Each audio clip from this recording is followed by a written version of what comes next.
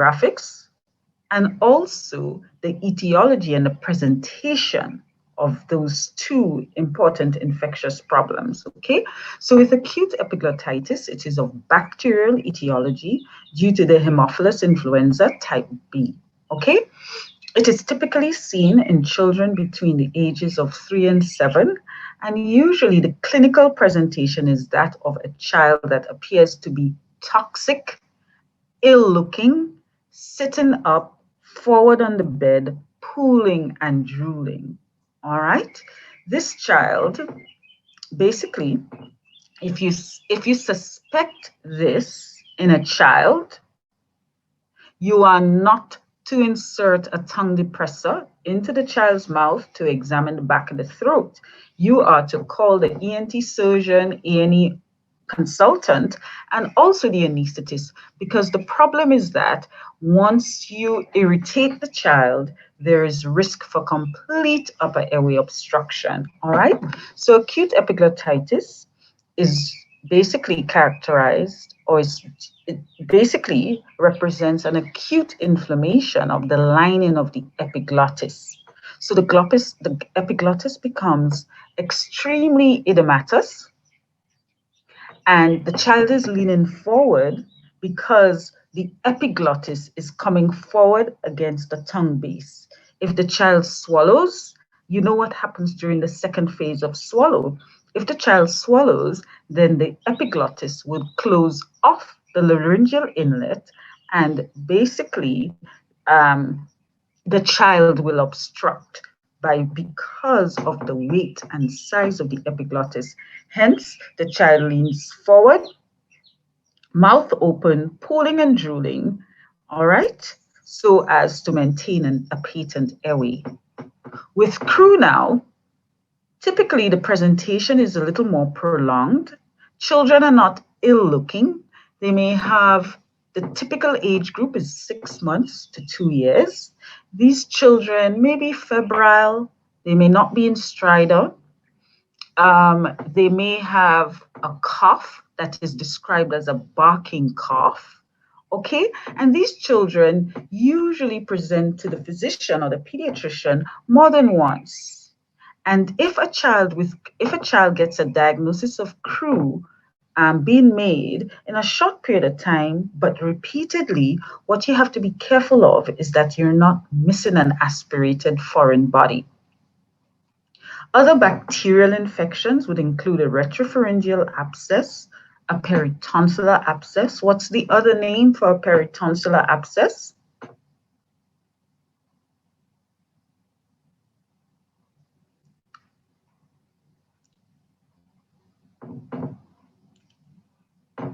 What's another name for a peritonsillar abscess, please? Anyone?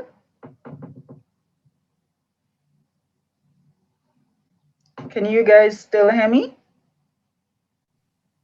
I think it's a quinsy. It's a A Quincy. quinsy. Okay, a quinsy. And okay, and another infectious problem is Ludwig's angina. Any guesses as to what a Ludwig's angina is? No, cellulitis of the floor of the mouth. I'm sorry, I can't hear you. What did you say? Cellulitis of the floor of the mouth. All right, yes. So it is a cellulitis involving the fascial spaces in the floor of the mouth. What is it due to, Doc?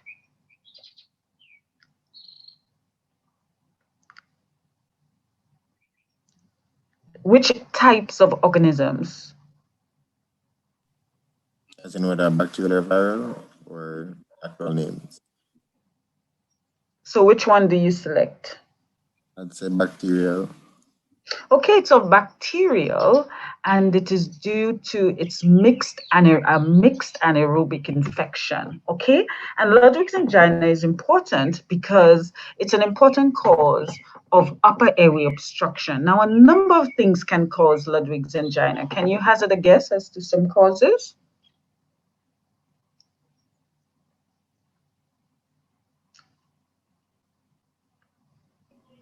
So basically, any inflammatory condition in the mouth can extend to involve the fascial spaces. So usually it may result from an infection of a root of a tooth, particularly the premolars or your premolar or I'm sorry, particularly your premolars or your incisors. So poor dental hygiene can result in that, but we're not talking about infection of your molars. We're talking about typically infections of your premolars and your incisors, okay? And another major cause of a Ludwig's angina can be, for instance, an acute salidinitis of your salivary gland, meaning your submandibular gland, okay? All right, so other acquired causes include trauma. So you know that in children, particularly 2 years and younger, you have to suspect a foreign body aspiration if a child presents with sudden onset of acute upper airway obstruction without a fever. Okay, so this child was well. You turn your back, and all of a sudden, the child is choking. And you must suspect that maybe this child has aspirated on either an organic or a non organic foreign body. Okay, obviously, penetrating neck trauma, that will be obvious to you, caustic ingestion, and inhalational injury. Another major cause of acquired stridor is due to an allergic or an immune reaction, such as an anaphylactic reaction. And in children, what do you think some of the common causes of an anaphylactic reaction is? Some of the causes are, what do you think it is? Nuts. I'm sorry? Berries. Peanuts. Peanuts, okay? And I tell everybody, don't give peanuts to any child unless they are over 5 years old, okay? Because peanuts they are not only implicated in aspiration, it's very difficult to extract a peanut or a fragment of a peanut once it has gotten into the airway. And we have seen, I mean, when I first started ENT, we did have a couple of children who actually died on the table because we could not remove the foreign body. Okay, and so it's usually food that can result in an anaphylactic reaction in children. Okay, so just remember, if you have someone who presents with acute onset of upper airway obstruction, it's good to you need to know whether or not this child is having a fever or not, because right away, if there's a fever, you think that the etiology is infective in nature. If they don't have a fever, then maybe you're thinking of something traumatic as a foreign body, if in the absence of any obvious open wound, but more than likely it's going to be a foreign body that has been aspirated. If you notice that this child has evidence of a pruritic rash or maybe wheals on the skin or urticaria, then maybe you should ask about a food history, and then clearly you'll have a child. Then, of course, you'll clinch the diagnosis of an anaphylactic reaction. All right. Now, with patients with chronic stridor, what it means is that their stridor is there for a protracted period of time. So these patients are not coming in with stridor for an hour, 2 hours. That patient comes in with stridor for 2 weeks, 3 weeks, and we see that a lot in our population. Okay. So when someone has chronic stridor, what it simply means is that they have an area of narrowing, and clearly it has narrowed. The narrowing is progressive, and thus the patient has been able to adapt to that. Okay, so once again, the causes of chronic stridor may be congenital or it may be acquired, and typically congenital causes of chronic stridor can actually be laryngomalacia as well, because these children now with laryngomalacia, usually it represents a collapse of the cartilaginous portions within the larynx because the laryngeal framework is not matured. So these children, they eat well, they sleep well, they do very well Okay, but what mom notices is that when she places these children on their back, or maybe if they are fussy and they cry, then they start to have this noisy breathing, particularly during inspiration. So a lot of the times,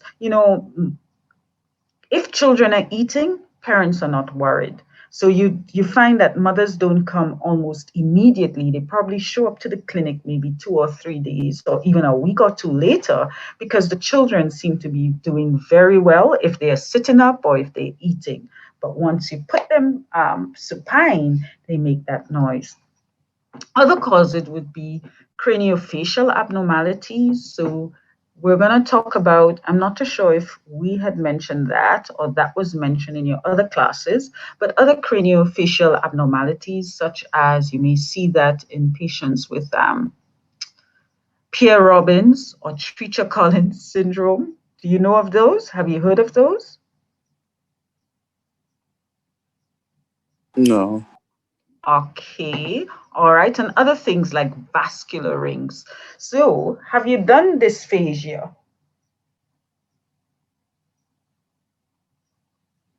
Yes. Okay, so there's a hint. What can you tell me? What in the pediatric? So, we on the topic of vascular rings. Are you familiar with any sort of vascular ring that can result in dysphagia in children and may be associated with stridor as well?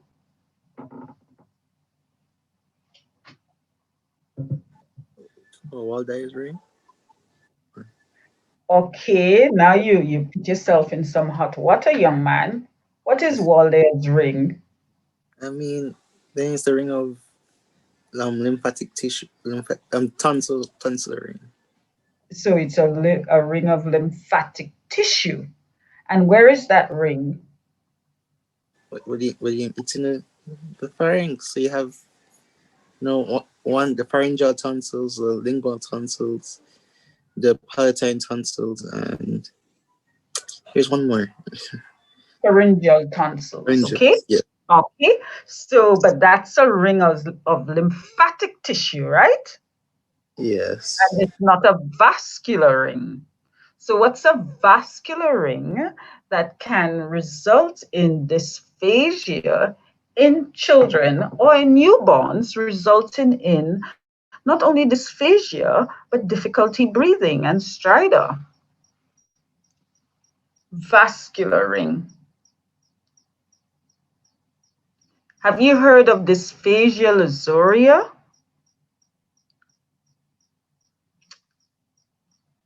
Hmm? No, doc. No? All right. So basically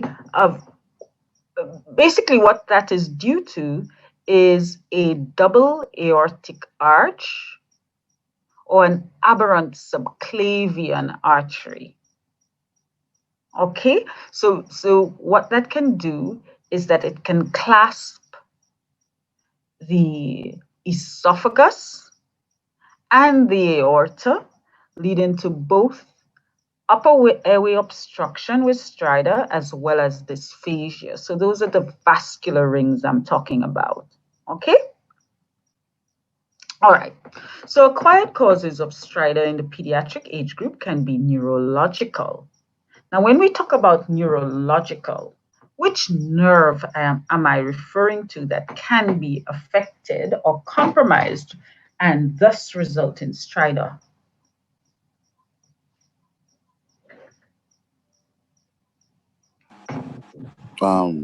Recurrent laryngeal. Okay, so the recurrent laryngeal nerve, and thus the patient will have bilateral vocal cord palsy. Remember, we had mentioned it before. Okay, all right. Secondly, trauma, which can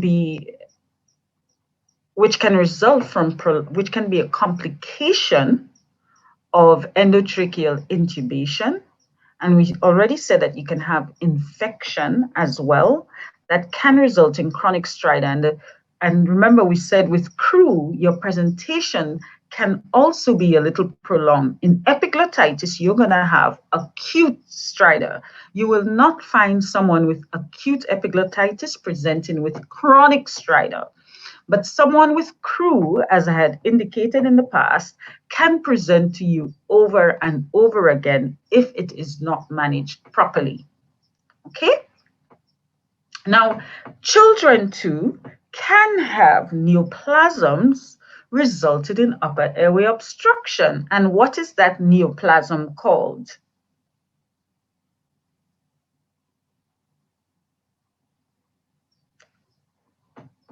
It's right here, you know. What does this stand for?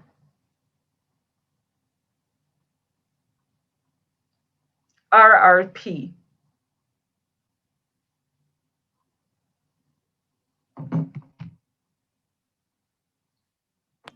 Guys, come on.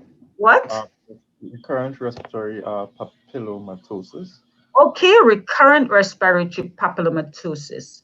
So who gets that? Adrian, who gets that? I'm not sure though.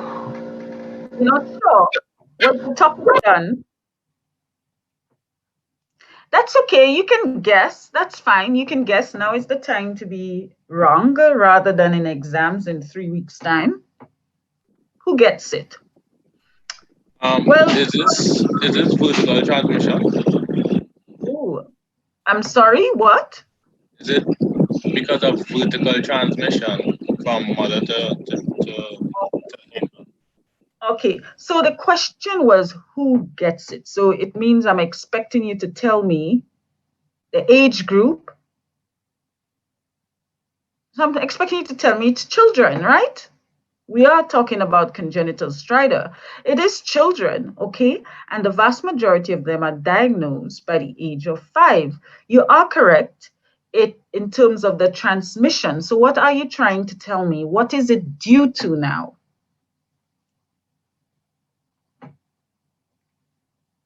HPV. Okay, so it's due to the human papilloma. You mustn't say abbreviations, okay, in the exam.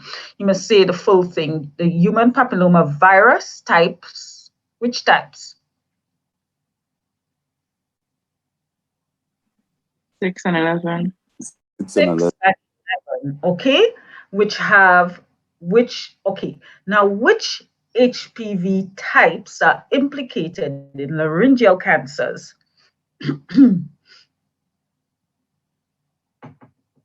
16 and 18.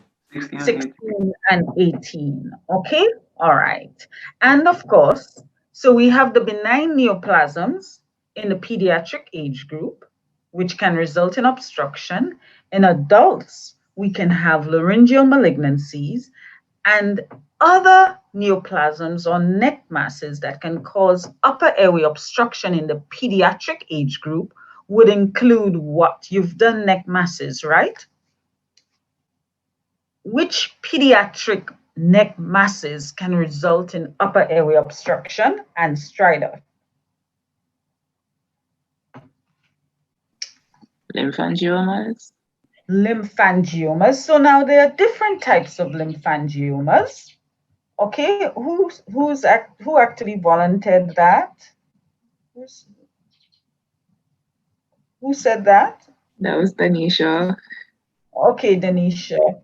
All right. So basically, there are different types of lymphangiomas. The one that the type that causes significant problems is which one? Which type of lymphangioma? The macrocystic. A cystic hygroma. Okay, a cystic hygroma. All right. Okay, so there are many differential diagnoses for stridor, but this can be narrowed based on 3 variables: the timing of the stridor in the respiratory cycle, the age of the patient, and the acuity or the onset of symptoms. So with anybody who presents to you with a complaint, obviously you need to obtain an appropriate history, examine them in order to arrive at the appropriate diagnosis and thus institute your management. So in terms of the history, We have a few salient points. We said that neonates and infants, so age is important, first and foremost. Neonates and infants are more likely to have stridor as a result of congenital anomalies. Toddlers are more likely to have croup than a retropharyngeal abscess, and anaphylaxis can affect anyone. The onset of symptoms: epiglottitis, bacterial tracheitis, and anaphylactic reaction or foreign body aspiration are the most common causes of acute stridor. Croup, recurrent respiratory papillomatosis, a peritonsillar abscess generally have a prodromal and a subacute pattern. Fever is important because right away you'll know whether or not this stridor is infectious or not. Other associated symptoms are important, such as urticaria, dysphagia, the onset during activities such as feeding, sleeping, or crying, a history of prolonged intubations, trauma, radiation, so that is good for your adult patient, can suggest more acquired pathologies. And we already mentioned that pathologies can be differentiated based on the timing of the stridor in the respiratory cycle. Inspiratory stridor usually signifies laryngeal obstruction, while expiratory stridor suggests tracheobronchial obstruction. So this is a radiograph, a PA view. You can tell that this is a pediatric patient. And what we want to demonstrate here is the steeple sign, okay? And you see that typically in patients who have croup, the P is silent. This now is a lateral soft tissue neck, and what we notice right away is loss of your normal cervical lordosis. We can see some edema in the prevertebral tissues. And what we notice here is the thumb sign, and that is indicative of acute epiglottitis. So one of the key things once you have a patient who presents to you in stridor, you must evaluate the patient quite rapidly in order to determine the cause of the stridor, and hence that will tell you how to treat the patient. And one of the key things in evaluating the patient is to determine whether or not they have a safe or unsafe airway. By that I mean, if the airway is unsafe, what it means is that the patient is at risk for complete upper airway obstruction, and hence you must institute measures to create an airway. If the airway is safe, it means that the patient is not at immediate risk of losing the airway, and perhaps you have a little time to investigate this patient properly, and obviously to have a more detailed history. If the airway is unsafe, you do a rapid evaluation, you create an airway. You do not investigate that patient, meaning you do not have time to investigate this patient. You do not have time to send them off to the radiology department because they will obstruct and die in the radiology department, okay? So in our rapid evaluation, we want to ensure that this patient is actually in stridor and not in stertor or having a wheeze. We want to assess the severity of this stridor, whether it's mild, moderate, or severe. And as I said before, if you want to determine if they have a stable, safe airway, or if the airway is unstable and therefore unsafe. If this is the case, you need to call for your ENT surgeon, your anesthetist, so that we can provide a safe airway, okay? Other signs that you need to look for might be, you can see a spectrum of signs in patients who have upper airway obstruction. The most severe, of course, is stridor, but there are other signs that you should ask about, and you can also see on clinical examination. The patient may be tachypnic, they may have intercostal and subcostal recessions, they may have retractions, tracheal tugging, they may be pulling or drooling, they may have trismus. So, by the way, have you had your class with Dr. Dunkwa?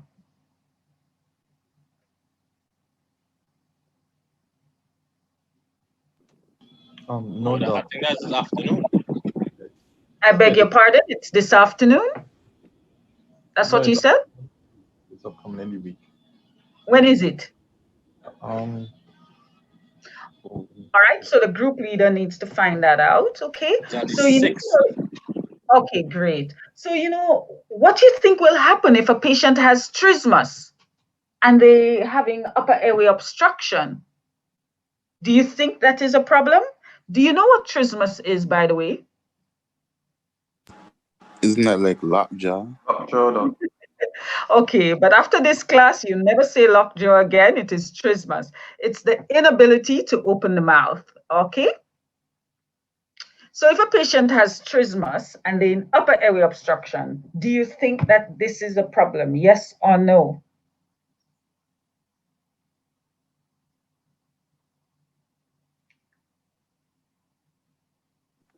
Could you repeat that for me, please? Do you think if a patient presents to you with stridor and you ask them to open their mouth and you realize that they can't because they have trismus, will you be concerned? Will you be very concerned? Will you just say, okay? I'll be very concerned. I think I'd be, yeah. This person Why? might not be able to breathe. That's why they've come to you. So why would you be concerned? Tell me. Because one, if I try to, examine them, see what's going on, they can't open their mouth. So True. that's Yes. hard to begin with. And if I try to secure